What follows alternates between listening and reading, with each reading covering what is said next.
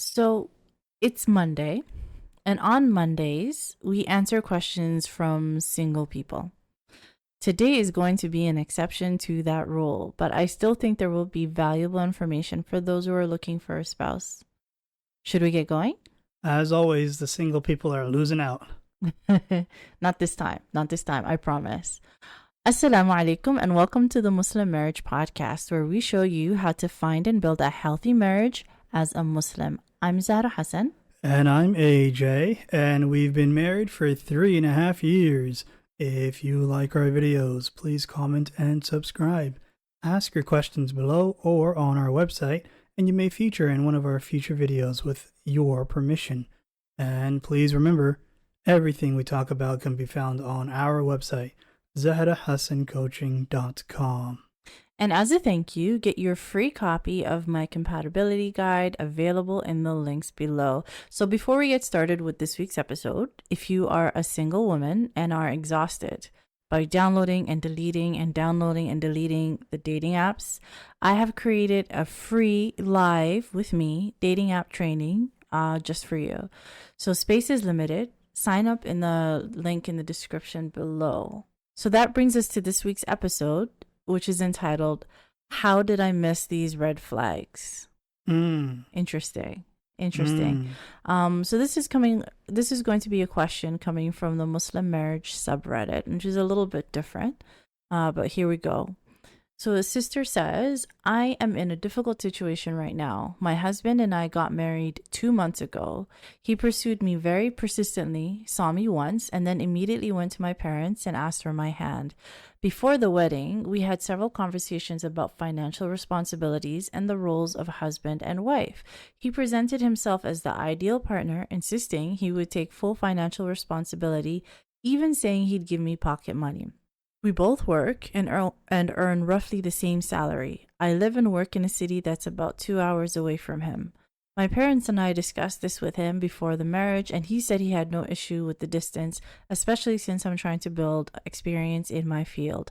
I even offered to stay with my parents during the week and visit him on the weekends, but he was adamant that we get a private place for the two of us in my city. Once we moved into the apartment, things changed drastically.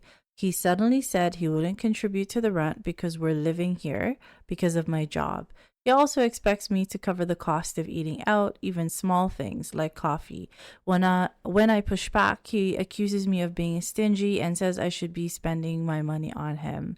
Meanwhile, he's paying rent for a room with a friend in the other city and refuses to take any financial responsibility for our shared apartment. On top of that, he expects me to cook, clean, and obey him completely. He says if we lived together in his city, he'd be paying for everything, but still wants me to help out, arguing that he's allowing me to work and deserves something in return. The sister goes on to describe the situation in more detail, but I'm just going to end with her last paragraph where she says, he turned the argument on me, saying I'm disrespectful, should apologize for talking to him the way that I did, and completely ignored the issues I keep insisting on. I'm thinking of going to my parents' house tomorrow. I can't talk to him anymore. I feel exhausted. So what are your thoughts on this situation? How many paragraphs did we lose out on? 1, 2, 3, 4, 5. 5 or 6, but were they crucial information? Or no, in your case, you said you think it's not crucial? No, because the purpose of so there's the reason why we use questions from the Reddit is because they're real life questions instead of me making those up. But the purpose is never to judge or pass judgment on a specific individual or individuals. It's more just to use it as an opportunity to teach a concept or an idea. A study case. Yes, exactly. So for our purposes, There's a case study. For our purposes, we have enough information there. I just didn't want to go into the details of their personal lives too much, especially because this is a relatively recent question. Given that, on this situation so far, what are your thoughts? So they've been married 2 months. Yeah. They've been married 2 months, and he's been promising to take care of the finances. So here's the problem with what he's proposed Yes. is that he agreed Mm-hmm. to move in to her town, Yeah. right? Yeah. He's the husband, Mm-hmm. he could say, move to my town Yeah. if that's what he wanted, right? Yes. But he acquiesced and moved to her town Yeah. because she's already settled in, Yeah. right? She has her family there, she has her job there, and she indicated to him that she doesn't want to lose her job. Yeah. She doesn't want to leave her job. And so, like, in his case, Mm-hmm. because he's agreed to move over there, Mm-hmm. he should no longer be trying to hold it over her, being like, oh, if we lived at my house Yeah. or back at my town, Yeah. I'd be covering all the finances, right? Yeah. Which is like, I don't think even like, he's not in any capacity able to make that negotiation Yeah. just legally. So you're saying that financially, what he's doing is not fair, or is it Yeah, wrong? well, I mean, like, financially what he's doing is illegal. You mean Islamically illegal? Yeah. So for part of the background we didn't go through is that the brother has substantial Islamic knowledge. Mm-hmm. So he, according to his conclusion, this is how this is the decision that the brother has made given his background of strong Islamic knowledge. I would disagree with him on that then. Yes, I feel like his background and strong Islamic knowledge would blind him to the basics. it happens sometimes. It happens sometimes. Whenever you have extensive Islamic knowledge, all that means is that you're going to be held accountable to a lot more because you know better in multiple things. Yeah. But in actual practice, what I've seen from the field is that having somebody who is very has a strong knowledge doesn't necessarily mean that they will follow through on the knowledge. Yeah. Like that correlation is not 1-to-1. Yeah. I wouldn't even say it's maybe 1-to-half. It's probably less than that. Yeah. Right. So that expectation is not fulfilled. I think that this is a case of just being completely blindsided because in the very beginning, the sister, she said that she took care to make sure that they discussed certain very important topics, including, she said, before the wedding, we had several conversations about financial responsibilities and the roles of husband and wife.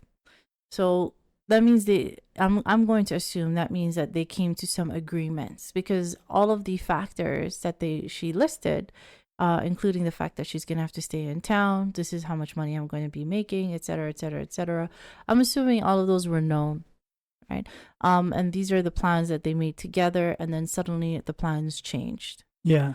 And it's not even so much as that the plans changed, because plans change all the time. Life is life. It's the way in which the two of them are having these conversations after marriage. It sounds like she's having real difficulty communicating her thoughts to him. And she outlined that in the last paragraph, which is why I kept in the last paragraph. She said, he turned the argument on me, saying I'm disrespectful. I should apologize for talking to him the way that I did. And this is the most important part. And completely ignored the issues I keep insisting on. Right? So she's saying that the issues that she tries to bring up and have conversations about are dismissed, deflected, minimized for whatever reason, are not addressed. So if you, when your partner is making it difficult for you to talk about the things that need to be talked about, that is that's very hard, especially this early on in a marriage, 2 months in, right? So I think this is one of those situations, and I've had people come to me saying, I did everything that I could before marriage, during our talking stage. I made sure we had all the right conversations, but all of this still happened after marriage. What did I miss? What was there? Well, what did I miss? Right? Do you see what I'm saying? Is it just me being in my own head? Does that make sense? Yeah, that makes sense. Okay, so I think this is one of those cases, right? So I'm not passing judgment on whether or not the marriage or relationship can continue. This is 100% up to the sister and to the brother. But this was one of the cases where there was an agreements that were made before marriage, some level of due diligence made before marriage, and then marriage happens, and then a lot of the agreements are turned on their head. There's also this massive difficulty with communication, and you're now second guessing, did I make a mistake? And if I made a mistake, what did I miss? Right? So what we're going to focus on is what are the things that might have been missed based on the information she gave. Right? Yeah. Is there anything that you remember from what I said that might be pointing towards that? Well, when he'd seen her one time, that's it, and then asked to marry her, exactly, that indicated to me that he wasn't looking for compatibility or like comparability, but rather he just wanted to marry someone that he found attractive. Yeah, which is, I mean, it is part of our sunnah, right? Like it's part of the sunnah where you see somebody, if you like them, you go and speak to their parents and say, this is the person I like, etc. I'm not an Islamic scholar. I'm not have any kind of knowledge above the level of a regular person, right? So please never ever take any kind of fatwa from me or jurisprudence. I am the last person, right? And if there is something, in fact, it's likely that I would be saying something wrong. If there is something wrong, always feel free to correct me in the comments or to correct us in the comments. Yeah. But based on my limited understanding, the state of how communities function has changed a lot drastically especially in the last 30 to 40 years, in the last generation, because in previous generations people were known to each other, right? So they were known to each other, so that if Ahmed meets Fatima one day and says, you know what, I really like her, I want to consider her for marriage, after having one conversation with her or one meeting with her, and goes to her family and says, hey, I want Fatima. The family already knows Ahmed. Fatima already knows Ahmed. His reputation is known. They know what he does for a living. They know his character. Everything is known. But particularly in this situation where they lived hours away, I forget the number of hours. 2 hours, I think. 2 hours away. And this was, yes, you're right, 2 hours away from him. So this is already long distance. And I'm assuming that they're unknown to each other. Yeah. Right? So that there might have been some circumstance in which they saw each other, but other than that, they were unknown to one another. So that means that he's not known to her and she's not known to him. Yeah. And to apply the same rules, it doesn't make sense. It doesn't make sense. So that means that we need to do more diligence, more vetting on our part. So the question is, well, what could she have done differently? Talk to his parents, I suppose. Yeah, definitely. Talk to people who know him. But we have to always make room for the fact that culturally, like if a young woman, it doesn't even say what background, but all of us are living out the same cultures and different languages in our households. There's so much more similarity in Muslim cultural backgrounds than there are differences, right? And one of the things that many of the cultures share is that it is, the word is in Arabic is ab, right? Or in Somali it's ab. That it is embarrassing or shameful or dishonorable for on some level for a young woman to go to this man's family and say, can you tell me about him? Like, unless that you have a very specific set of circumstances where you are, let's say, in a masjid and happen to be talking to his sister, right? Then that's okay, but it's very hard for her to reach out and call his parents. Do you see what I'm saying? Yeah, I see that as hard. Frankly, for me, if a woman ever approached asking about any of our children, In Shaa Allah. In Shaa Allah. I wouldn't have any issue with it. Well, yeah, because you're you. Yeah. Our listeners have well established that tabarakallah, that I'm me. You are you. You're a very secure individual, and whose priority is just to act upon the sunnah and what culture, right? You don't really function. Also make jokes. You make jokes, but you're not really held back by the social anxieties and especially those imposed by cultural context that many of us are, including myself. Okay, so barring, let's assuming that they're not you, Yeah. Just that very narrow assumption that I there. think it'd be very clear with him, right? When he says, I don't expect anything from you financially. Mm, My response at that point would be, that's not up to you, yeah. right? Like if he brings forward to the table Yeah. saying, don't worry, I got you, I'll take care of everything, Uh-huh. right? I'll take care of all the finances.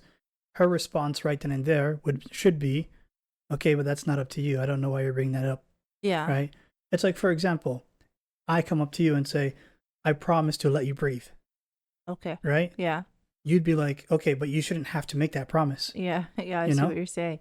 you shouldn't. That's something that's a right given to you. But yeah, you're saying that because the religion already mandated, he's promising something that he was already his responsibility. I think that in itself is a red flag. That because he's bringing it up, saying, "Oh, don't worry, I'm going to take care of all the finances, and I'm going to give you pocket money." Yeah.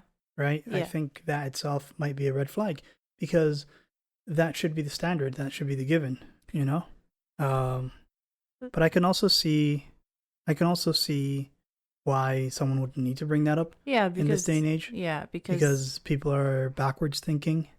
Yeah, because people are not really adhering to the teachings of our religion. I think that could potentially be one source. But I think the red flag is exactly what you said. If somebody met me somewhere one time, like if you had met me one time and now thinking back that you might have actually done that because you have previously done that for other young women. But if you had met me one time and immediately went to my family and said, I would like to marry this young woman, my family would probably laugh you out of the house and say, no. I knew those women, though. Well, okay, so you knew. Yeah. Okay, that makes sense. Yeah. That makes sense. So like they I weren't knew just them I knew them tangentially around the neighborhood for a couple of years already. Oh. Right? I knew her family. Okay. This is my So-and-so. my mom's best friend. Okay, so they were, yeah. So they weren't randoms. That makes sense. Okay, so if I were a random and then you had come up to me, which is what I suspect happened here, I might be wrong, and said I would like to marry this woman, that would be an immediate red flag for multiple reasons. Simply because this feels like this is an individual who would like to skip all of the steps. Anytime you come across someone who wants to speed up the process faster than what feels comfortable to you, or faster what is the standard norm, right? Someone who wants to get married in a week rather than at least like a few months, for example. That's always a red flag. Like what are we speeding up here? Like hastiness. A week is crazy. It's happened, right? And hastiness is not something that our religion prescribes. Our religion asks that you slow down and take your time making decisions. So that would be the first red flag. So her next question would be, well, okay, even if that didn't happen, and we had taken the correct course of action, and I had tried vetting him, I did ask him the right questions, but he still went back on all of the responses that he gave. So what's the point of asking any questions if people might go back on their responses? Which is a very good question.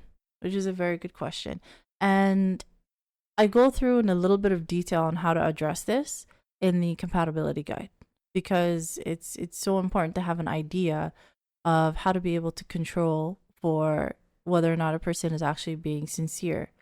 Do you before I go through what it is that I'd normally tell people, do you have any ideas of how to how to ask questions in such a way that you'd be able to understand whether they're being sincere or not? Who do you work for? Why are you here? Why are you in my house? Yeah. Like, who do you work for? And he's going to be like, I work for so-and-so and such, right? And you have to respond. Like, no matter what that position is, that response is, your response must be not good enough. Not good enough. Yeah, not good enough. And you expect to take care of me? Yeah. Of me? So here's the thing. Yeah. Right? When he was saying, you're not doing your wifely duties, you're disrespecting me, right? You can flip the table back on him. Well, yeah, for sure. But and I suspect that's exactly what she did. But the problem is that to bring that up, especially to bring that up in the manner in which the conversation might not have happened at all in the way the sister suggested, which is beside the point. We're just using it as a test case, right? We're not really passing judgment on this person is right, that person is wrong. Okay, so let's say it happened exactly as she said. The issue here is that when she brings up an issue, a specific topic, and says, this is what's bothering me, Dismissed. it's dismissed, right? So that's not addressed. He might also have other very valid issues. Like he might say, hey, we agreed on cooking, we agreed on cleaning. Even let's say this brother is very traditional mindset, right? And he says, we agreed on obedience and etc. on all these things, and you're not doing. Those might be valid, but you need to also address what she's saying. That's what communication is, because the healthiest marriages are partnership. They're not dictatorships, right? Yeah. And that's a lot of what our religion gives us, all of the rights and responsibilities for each spouse in order to help foster that partnership, not dictatorships. But let's talk a bit about how to make sure that people are being sincere, or at least try to control for that a little bit during the talking stage. First and foremost, and I know this is generic, but there is a lot of truth to this, is observation. Observation is key. When you are assessing whether or not a person is compatible with you, 90% of that information, and probably more than that, but we'll say 90% of the information that you need to make your decision is going to come from paying attention to what they do and what they've done in the past, rather than what they say, right? And see whether or not the two are correlating, that what he's saying is matching up with what you've seen, and what he's saying is matching up with what he does. With respect to finances, they'll ask, well, how can you control for that? So this was a situation where he said, I'm going to support you 100%. And then they got married, and he said, I am no longer going to support you 100%. Conditionally. Yes. All right. It's going to be this condition, this condition, this condition. In any case, what he said is completely gone backwards. So how can you control for that? Number one is to wait, right? Is to wait. The speed in which they got married is too fast. With respect to people who have the issues that I suspect might be going on with this brother, though I'm not wrong, people can generally pretend for about 3 months before they're no longer able to pretend. So this is one of the benefits of waiting, is that eventually a person will be able to show you who they really are if you wait long enough. 3 months is minimum. So the first thing she could have done was wait and see whether or not there have been other indicators of consistency between what he says and what he does over that 3-month period, right? So for instance, if you're in a talking stage and this brother says, I'm going to call you or call your family at such and such time on such and such day, and there's a pattern that every single time he does that, he doesn't call on that time and on that day. So this is an indicator that maybe this person, what they say and what they do not match up. Does that make sense? So that's a small example, but you will, as you're paying attention during the course of your interactions, there will be so many opportunities for these little examples where they make promises and see if they follow through with the promises. Second thing that you can do specifically with respect to finances is what you said, and to some extent, is to try to find some information about what his work history has been, what his financial history has been. Is he responsible for people in his family? Is he responsible for his own bills? Is this somebody who has been independent to some degree or not? She learned that he makes as much as she does. Okay, but how long has that been the case? And what does he do with that money, right? So you might find out that, he makes a lot of money, but he's in a lot of debt. You know what I mean? My question is, did she learn he makes as much as she does before they got married or after they got married? Because I think if he's promising to take care of her financially, she should be able to ask how much he makes, right? Yeah. And if it ends up being comparable to how much she makes, she would know whether she's able to support someone else on her salary entirely. But it's only part, knowing how much money is coming in is only part of the equation. You also need to have an idea of how much money is going out in this person's life. What are their expenditures are like, and what is their debt like? If you can get to a credit score is very helpful because it gives you an idea of financially what their life has been like. Their values have been like up until now. Helpful, but not necessary, because in an idealistic world, credit scores shouldn't even be a thing. No, I agree, but because of the fact that we are getting to know people that are completely unknown to us, any and all information is helpful. Every asset, every piece of information that you can get is an asset that'll help you make this decision. And for this reason, credit score is very valuable. If this person is making all these promises and let's say they have a credit score of 300, right? That means something is going on there. That's something, it might not be their fault. There might be an addiction. There might be debt that's out of their control. But this is information you need to know.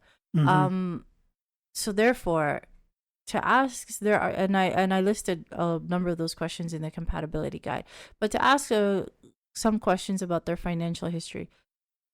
Another issue here is that because the situation is long distance, she's not going to have as much access to other people in his family. Right. So if this is somebody who lived in her community, for instance, and they could go and spend time with his family from time to time, right? Which is something that people do. You meet my parents and then now I meet your parents, right? Then that would present an opportunity. Maybe he has sisters, maybe he has cousins, maybe he has other people who you could be like, hey, tell me what's he like? And then people volunteer a lot of the information without you having to pry too much. So try not to do long distance is the final piece of advice for this sister here. All right, so hopefully that makes sense. To summarize it, number one, observation is key. Observation is key. Observation is key. Pay attention to the best indicator of how he is going to be in his marriage and his integrity and his character. All of this is going to be based on whether or not what he says he's going to do or what he has done in the past matches up with what he says. So matches up with what he actually does. Does that make sense? So whether or not actions and words match up, the correlation between those two. Number two, time. Give yourself enough time to actually vet properly. I would say minimum of 3 months. If it's long distance, you might need a little bit longer than that because the stakes are raised, right? There's less that you know. And finally, if you can avoid long distance, avoid long distance. Because it just makes the whole vetting process that much more difficult. If they make a promise to you, right? A condition for getting married, make sure that you tell others about that condition. Specifically the imam that's marrying you guys. Yes. Would want to know about any conditions that you have on getting married, right? For example, you can have a condition wherein you tell the person, I want you to purchase me a car. Yeah. It could be something as arbitrary as that, right? Yeah. I'd like you to purchase me a car in order for us to get married. And you could use that as your dowry, right? And that could be a condition. Or what a woman popularly use as a condition, I would like to be your only wife. Yeah. Right? Yeah. You want to have others know about the promises or conditions made upon marriage, because if anything goes wrong and they break those conditions or promises, if you haven't told anything about that, now it's going to be a he said, she said. No, in this case, part of what I didn't read is that her dad was well aware. Her dad was well aware of what the financial circumstances that they had agreed upon was going to be. So her dad was the finances like that one. You don't even have to tell anyone about that one. That's just a given. Yeah, but like their living arrangements and how they're like a lot of what they agreed upon, her dad was aware. And alhamdulillah, because she had her father there, he's available to help her sort things out and make the best decision for her. In Shaa Allah. That one is a tough one because he has the right to tell her to move, right? But if you make it a condition on getting married that you tell them, I don't want to move, right? Then that could be binding. Absolutely. I mean, If he agrees to say, I'm not going to have you move once we get married until you decide so. this is a knowledge that I don't have, right? So again, because you and I are practicing people, please don't take any of the for the Islamic jurisprudence that we talk about as fact. Always look it up for your own self, inshallah. But this is according to our best understanding. And yeah, that makes perfect sense. Yeah. Yeah, that makes sense. I think to me that makes sense, where if she tells him, I don't want to move, right? So the only way I would get married to you is if you agree to live with us. Yeah. Right? Like in our town. At least for a period of time. Yeah. You know? Yeah. Sorry, I should have added this before. My apologies. This episode is not as neat, clean, and organized Apologies. as I normally like them to be. But in addition to the observation, so we said 90% observation, and 10% of it is going to be through actually asking questions. How you ask the questions matters, right? There are direct questions and there are indirect questions. When you ask indirect question, it's infinitely better because you can phrase questions in such a way that the person will tend to answer more honestly because they're not putting themselves in the situation. They're answering as for someone else. They're passing judgment on a situation or scenario that you presented, right? For example, you could ask somebody like, how do you intend to be involved with the childcare? How do you intend to change diapers? And they'll say, yes, I intend to change diapers. Because people tend to answer either according to what they think you want to hear or according to the best version of themselves that they want to present. Because that's, we like to think good of ourselves. We like to think we're good people. Another type of question to ask is, how much experience do you have changing diapers? Right? Yeah. And then they could tell you if they have any experience changing diapers, like their brothers, sisters, or any other family. Yeah. If they're changed diapers, they could be like, yeah, I've changed these diapers, showing one that they do have experience and two that they are willing to change diapers, right? Yeah. If they say no, I haven't changed diapers, you would then ask like, if you were to change a diaper, how neatly do you think you could? Okay, that's going to a little. You want to ask a super abstract question like that. All right. Okay, and then it becomes more not about the diapers at that point. But I like what you said because that's a way to ask. The question is by asking them how much they've done in the past, which is what we talked about. The best indicator of future behavior is past behavior, right? However, an even better question is to take themselves out of the equation entirely, and you can tell them about, I have new friends. Sorry, I have my friends. We'll say Sam and Rose, and they just had their first child. And Rose has had difficulty getting Sam to change any diapers. He says it's because he's working all the time, or he says it's for this reason or that reason. What do you think? And in this person answering this question, because he's not envisioning himself in the equation, it helps him to answer more honestly, more sincerely. Does that make sense? Yeah. So that's a small example. Everything that I'm talking about is written in the compatibility guide a lot more articulately because I tend to write better than I speak. So if you haven't gotten your copy yet, I highly recommend that. It is in the link in the description below. Having said that, is there anything that we're missing? There are some direct questions that the recipient will not understand either, such as, how do you know that name? Okay. All right. And like Batman thought he was talking about his mom, and Superman clearly was talking about his own mom. Turns out they both had the same name. And so when Superman said Martha, Batman's like, how do you know that name? Oh, is it from a very specific movie or from a very specific I believe it's from a very specific movie. I've not watched the movie myself, but it ended up becoming a meme. A meme? Yeah, a meme. I like it. It feels super relevant. But I think that's it. We've answered the question in terms of what we wanted to cover for this episode. But if you've made it this far in the episode, we appreciate you choosing to spend your time with us. Jazaa K'Allah Khayr. Again, if you are a young single woman who's sick and tired of the dating apps and would like some guidance, I have created for you a live webinar with me. You can find a link to that in the description along with my compatibility guide. Have a wonderful week and assalamu alaikum. Wa alaikum salam.